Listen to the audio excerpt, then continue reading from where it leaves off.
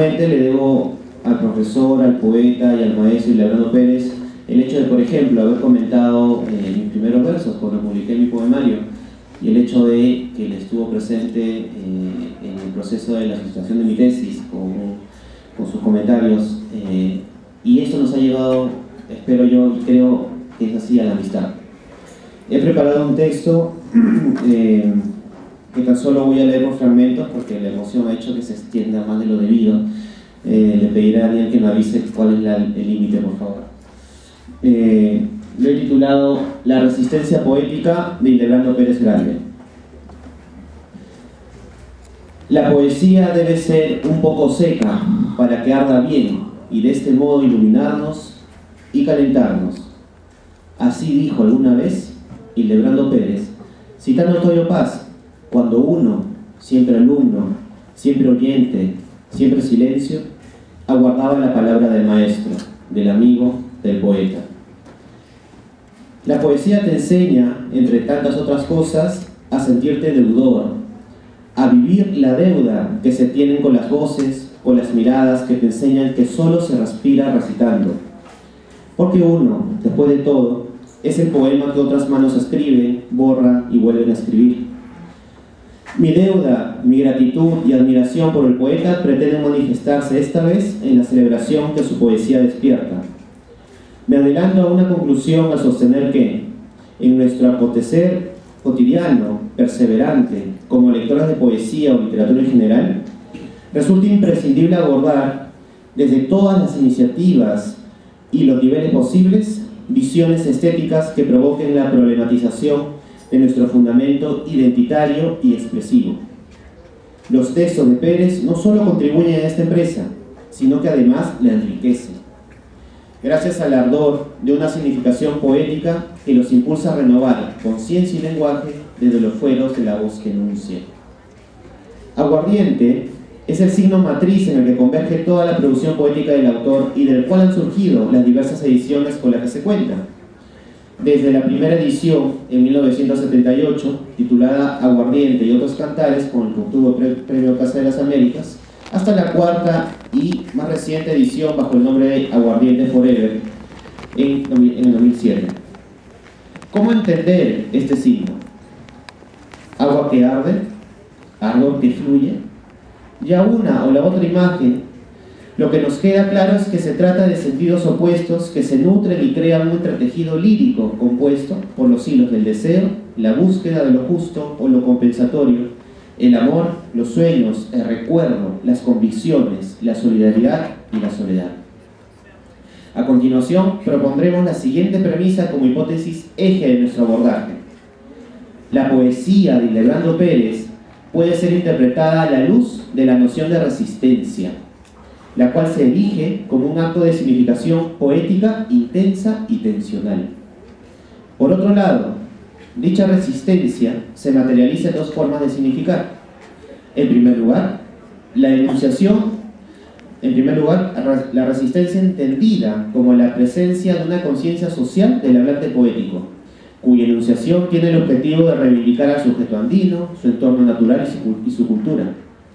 De modo que la poetización de lo andino, es decir, su referencialidad sensible, profunda, enriquecida con la palabra sencilla, contrarresta el opacamiento de una hostilidad discursiva impuesta social y culturalmente.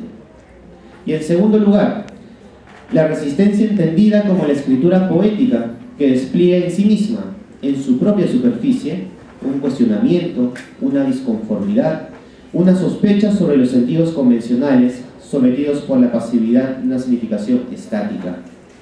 A esta particular resistencia, la del lenguaje, que problematiza su competencia expresiva, a la que impulsa un deseo constante de renovación. Resistir es transformar la significación ordinaria, establecida, ya dada, por una que se erige como eminentemente tensional porque redefine y revalora. La escritura así concebida produce definitivamente una revuelta textual, entendida por Hildebrando Pérez como lo verdadera y esencialmente poético. Los dos tipos de resistencia que proponemos no deben verse como intencionalidades excluyentes, distantes entre sí, todo lo contrario. logran un mayor desarrollo en su interrelación. En realidad, la poética en cuestión se basa en este carácter dual e interdependiente, solo que en uno y otro texto las resistencias logran énfasis distintos. Al respecto, concuerdo con Eric Ramos cuando afirma que en la poesía de Pérez se asume una, cito, causa social estética, cierro cita, donde el verdadero compromiso es con la creación. El gesto de este compromiso, agregaría, es la celebración de la belleza que germina en las resistencias atadas y desatadas por parte del autor.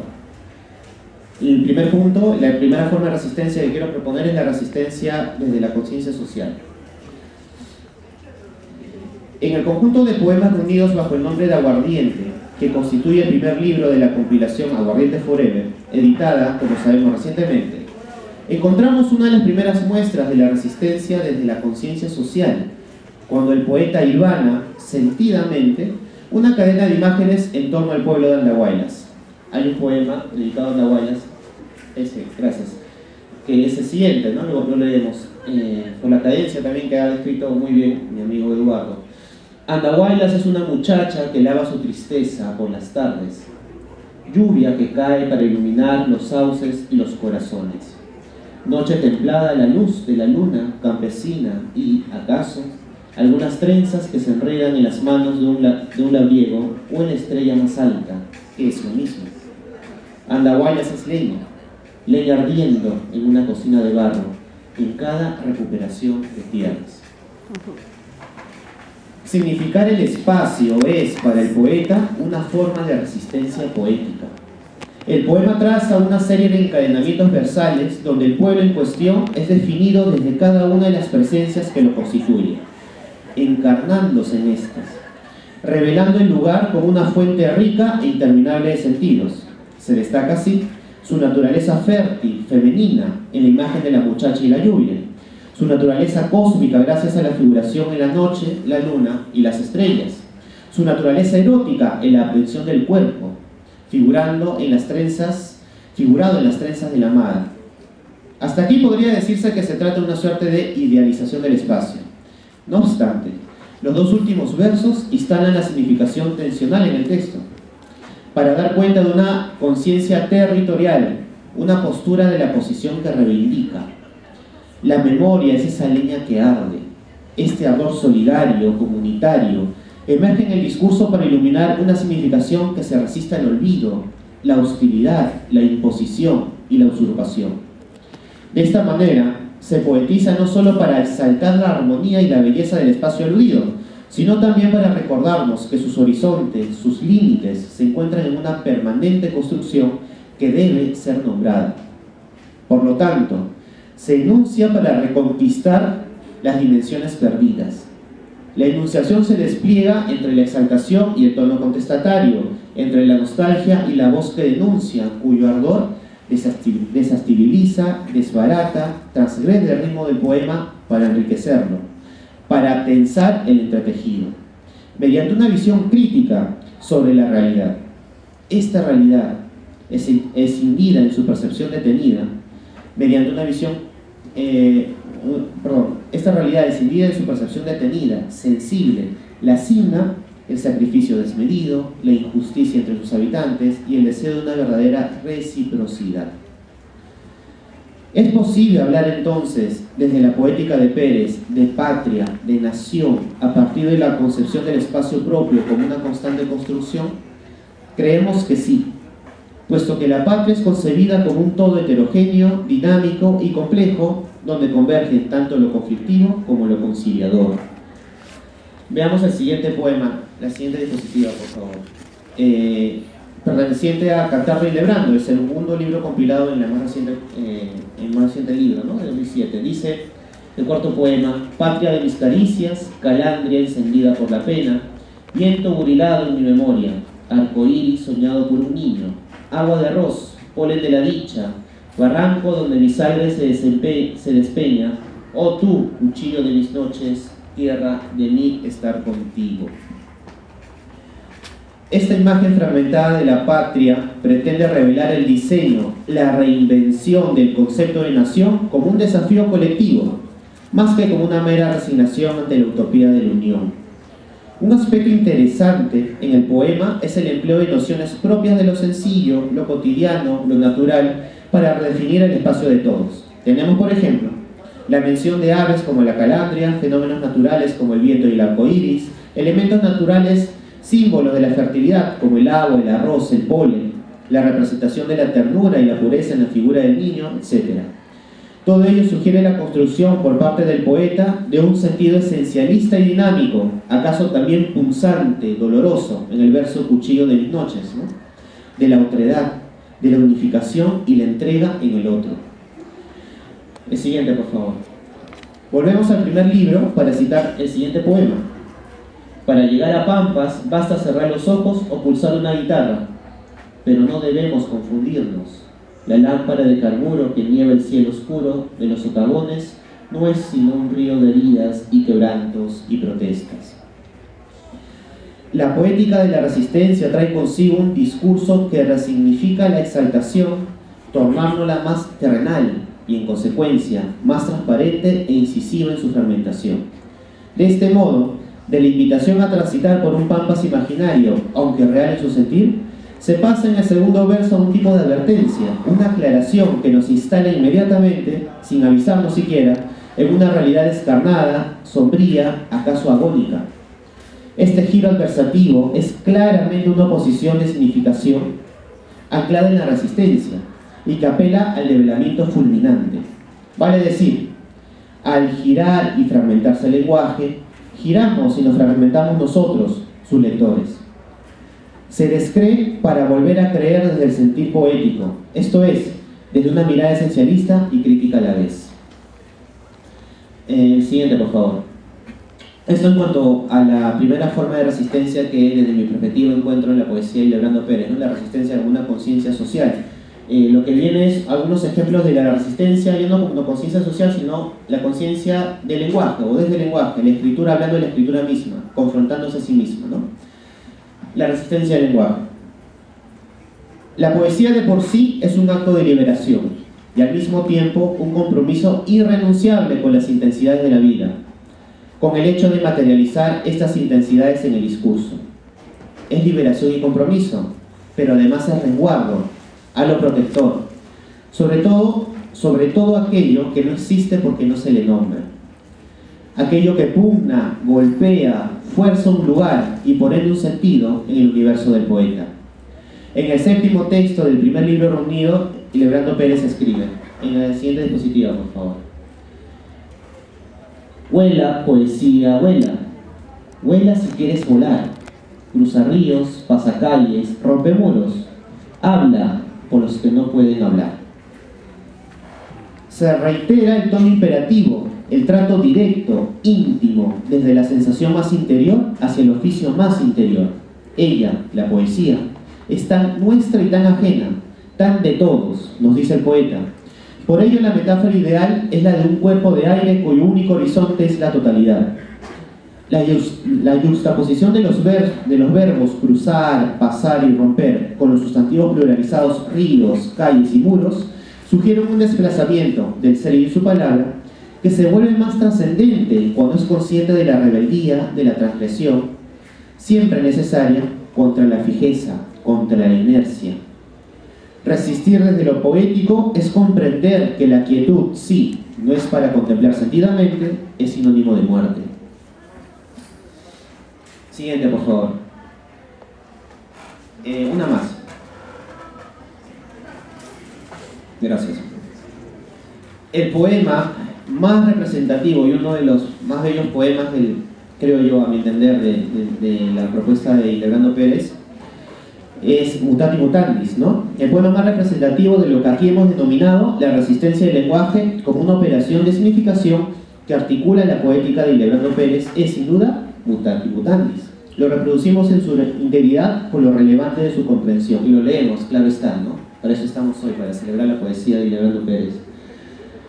Un árbol derribado no es un árbol, es un río que crece entre los hombres. Un río que crece entre los hombres no es un río, es un sueño, que en los días de verano se desborda sobre tu tierra seca. y un sueño que en los días de verano se desborda sobre tu tierra seca, no es un sueño, es la hoguera en la que por un tiempo ha de temblar tu delicioso cuerpo.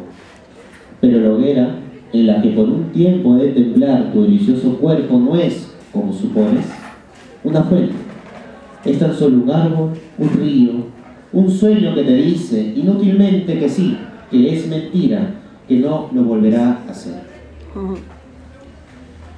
En el propio título se gesta la resistencia textual, nominativa, puesto que nos remite a una evidente deconstrucción discursiva. Volvemos a la noción de deconstrucción para entender que es un proceso que destruye para crear, ¿no? En este poema hay una conciencia clara, muy clara sobre la materialidad de las cosas expresada en el lenguaje. Conciencia que no se fundamenta en lo estático, sino en la transformación, la fusión, la mezcla, la liminalidad. Y por consiguiente, partir de una conciencia así tiene como destino un discurso donde lo único constante y definitivo es revolver la palabra, indagar por su reverso, por los sentidos virtuales que la asedian y que pugnan por emerger a la superficie. Es también, ¿por qué no?, escindirla desde una visión crítica donde el poeta sospecha de su capacidad referencial justamente para que pueda decir más. El signo, de este modo, no reviste la referencia, la esencializa. Mutati mutandis, nombre que ya aparece en la tradición poética peruana, como lo demuestra uno de los poemarios de Jorge Eduardo Eyerson, proviene de una locución latina que significa cambiando lo que se debe cambiar. Frase a todas luces sugerente que refuerza una de las premisas medulares de nuestro análisis. El sentido, en su constitución poética, pone de relieve su acontecer eminentemente tensional. 5 son las unidades, los semas, que dan soporte al texto en un orden que denota una particular cadena referencial. El sema árbol, río, sueño, hoguera y fuente son los articuladores del texto, ¿no? Estos semas están estrechamente relacionados en la medida que uno revela secuencialmente el verdadero sentido del otro. En la primera asociación, árbol y río, el estado del primer elemento aparentemente simboliza la muerte de la naturaleza, su consumación, lo que ya no es fértil, a través de la metáfora espacial que describe su derribo. Sin embargo, inmediatamente la voz poética transfigura su posibilidad de existir y de ser percibido en otra imagen natural, la del río, elemento que, de modo opuesto, simboliza la fuerza vital, productiva, dadora.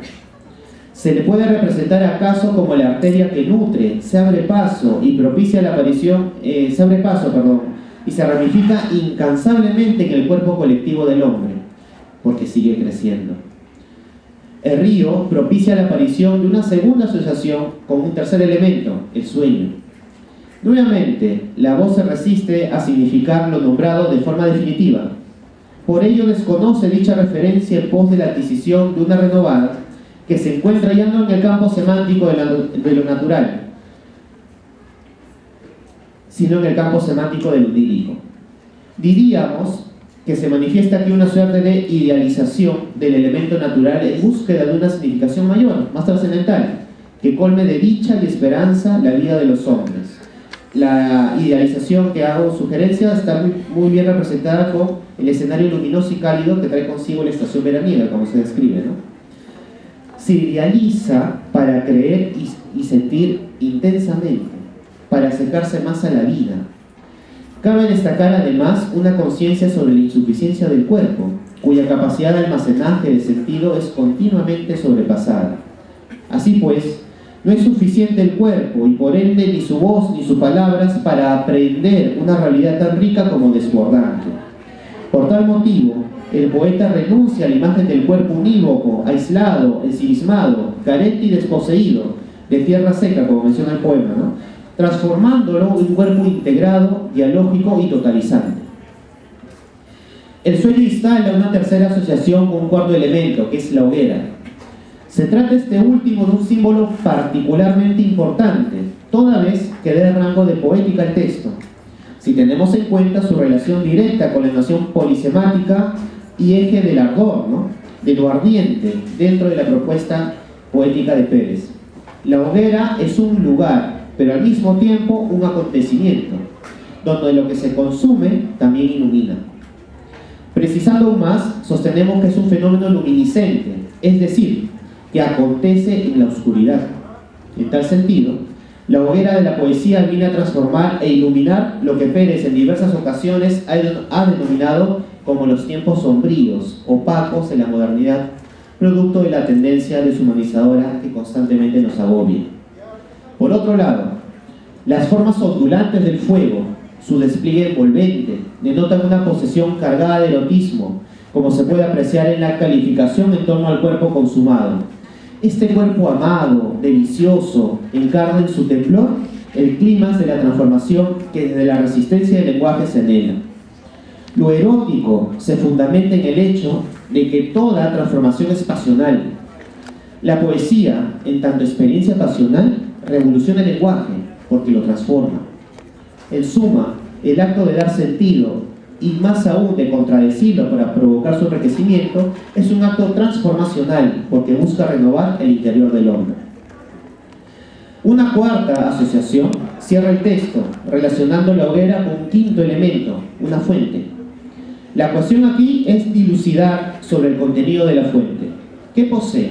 ¿Qué la alimenta? Guiándonos por la asociación anterior, nos atreveríamos a afirmar que alberga el cuerpo amado y lo que representa. No obstante, es necesario señalar que en los dos últimos versos asistimos a un giro en la significación del poema. La configuración sintáctica y semántica de los primeros 10 versos se debe a la operación base, estructural de la negación. Cada una de las afirmaciones surge de una negación previa, y la afirmación apenas esbozada es negada con la finalidad de su reinvención. Panorama distinto nos ofrecen los versos de cierre, porque ya no se apela a la operación edificadora que acabamos de mencionar, sino a una afirmación resultante donde convergen cada uno de los elementos transformados. Esta convergencia no solo reúne, también fusiona, sintetiza cada uno de los referentes con la intención, creemos, de patentar, dar por sentada la existencia de una conciencia que relativiza las convenciones del lenguaje, poblándola de sentidos que migran, enriqueciéndose mutuamente, esencializándose.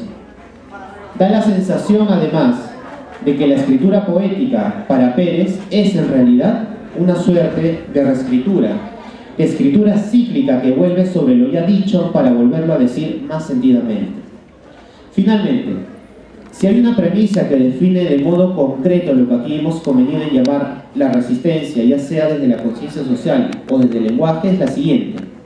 La palabra poética, para significar, para proveerse de un sentido trascendente, sensible, único en su performance, tiene que combatir con su propia competencia para expresar, con el silencio que la asedia, con otras palabras, dentro y fuera de esa tierra liberada que también es la hoja en blanco.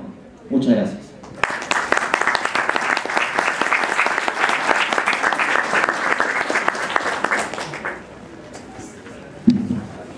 Agradecemos a Alex Murillo y a Eduardo Lino por sus ponencias.